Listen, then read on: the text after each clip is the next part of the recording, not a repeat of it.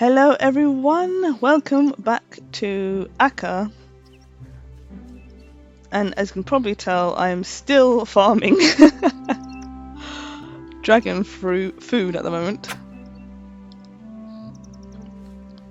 and it's going quite well actually. The dragons are starting to grow up. Again, it doesn't really tell you how much you need. It just says you need a lot, so I've just been doing all the things basically. So yeah, and I've also gone back to read Tom's book and read the suggestions of how to put different vegetables together and stuff, and how it basically helps the plants grow. So I've just set up two here, one for carrots and onions over here, and the other one for beans and squash and pumpkins as well. And hopefully that will help them grow much bigger. The squash seed here, you're good. Okay, cool. Those ways. Let's go check on the dragons now and see what is going on with them. The one thing I wish you could do in this game, I really do wish you could plant trees, because getting wood in this game is really difficult. All the trees around Pine Island only give you one block of wood, and a lot of the recipes require a lot of wood. So it would be nice to actually be able to plant trees and cut the trees down and then plant them. And here they are. As you can see, they are pretty big. Yeah, we've got some way to go. So as I said before, I don't know if I'm going to do this whole thing, because it's going to take a really, really long time. But, you know, I'll do what I can, basically. As far as I can tell, there's nothing left to do in the game. I've completed all the quests except the baby dragon one. And I did realise as well, I didn't really give a full review of this game when I finished the last episode, which technically was the last episode. So overall, I really do love this game. It was definitely one of my favourite games playing on this channel in 2022.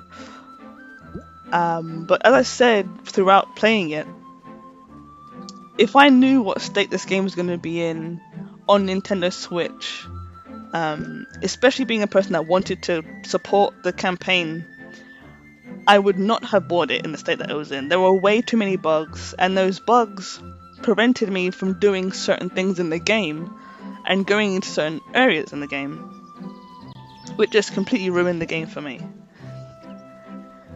There are a lot of fetch quests as well, where you have to go back and forth between islands, which I don't like doing that, to be honest. I know this game can't be an open world game, but at the same time I wish the islands were bigger, and I wish there were more characters that you can actually interact with. For example, the wolf down here that we rescued in the very first episode, I think his name's Lou. You can't interact with him at all. There's no quest for him, anything. He just walks around. And it's similar on Bamboo Island and Palm Island. There are characters that you can see, but you can't interact with them. They have no kind of story or anything. I think that kind of pulls the game down, because you're walking around wanting to interact with people and you can't do that. And then you have other people, like the snail guy right here, who only has one line of dialogue, maybe two, which is another kind of annoying quality of this game, unfortunately. So overall, I do like the game. It's just there are certain aspects of it that I don't know, I don't like, or I just wish they were fleshed out a little bit. Personally, I'm kind of fed up with buying video games and then having to update them 2 or 3 times before I can actually play the game. And I'm not an expert at game development. I don't know how to develop games or anything, but At the same time, I kind of feel like people deserve to have good games to play, if that makes sense. But overall, I do enjoy the game. The story of it is absolutely beautiful, you know, like going through war and having regrets of not saving people, not going back to people, losing loved ones and stuff like that. The whole story of the game is beautiful. But unfortunately, it was ruined by, you know, the lack of character, the lack of interaction, and the bugs in the beginning of the game. I mean, literally, not being able to place furniture and not being able to go into caves because you can't place torches in a survival game or a farming sim is like essential things. And I do know from the Aka Discord that the Nintendo Switch version specifically is developed by a completely different person than the PC version, which is why the Steam version was much more supported and much more less buggy than the Nintendo Switch version, which again just kind of blows my mind. It dampened it for me, but I feel like the more I play the game, the more I like it, even with the cons I've just listed. So overall, it is a good game. It's frustrating at the same time. And there are also quests, like the boat quest that we did in, I think, the first or second episode, that have now been removed from the game completely. Because apparently some people just found it too hard to get their ingredients, even though it was quite easy to do. But that might be more to do with the crafting system and people learning a new crafting system and not being very intuitive for them. Thinking in the perspective of, I could have paid upwards of £25 for this game as a campaign. You know, that's and literally the irony is that the only reason I didn't support the campaign is because Nintendo Switch wasn't listed on the actual campaign, and I didn't want to risk getting the Steam version because I don't know if my laptop can even play the Steam version. So overall, would I recommend this to people? In the state it's currently in, yes. But that's keeping in mind that there are going to be other updates for this game.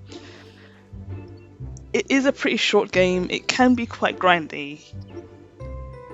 But I love the uniqueness of it. I love the unique kind of planting, for example, like putting particular plants next to each other so they grow and they don't attract flies and don't attract worms and stuff. That's pretty cool. The story is really wholesome and really hit quite a lot of nerves with me personally. At the time I was recording it, meaning. And there is quite a lot of stuff to do in the game. Unfortunately, the loading times aren't amazing, but they're not bad. I've seen way longer loading times on Nintendo Switch. So that's not really a con, but I can see why people would stop playing the game if they thought the loading times were way too long for them. Well, actually, the last thing I want to mention is the movement in this game. Like, it's so hard to place things in this game. Like, literally, if I just craft a fence, for example, like, you literally just spin around and you have to predict where the fence is going to land. You can rotate it, but sometimes that doesn't even help because you just want to put it in a specific place. And most of that's to do with Aka's movement. I don't know how that would be fixed, but especially on the horizontal here, it's kind of awkward. But yeah, that's what I have to say about the game so far. I love it, but I also have gripes with it. That's how I would put that. But yeah, that's it basically. That's what I think about Aka. And I might keep you all updated. It depends on how I feel. And if I really want to grind out this stuff, to be honest, as well.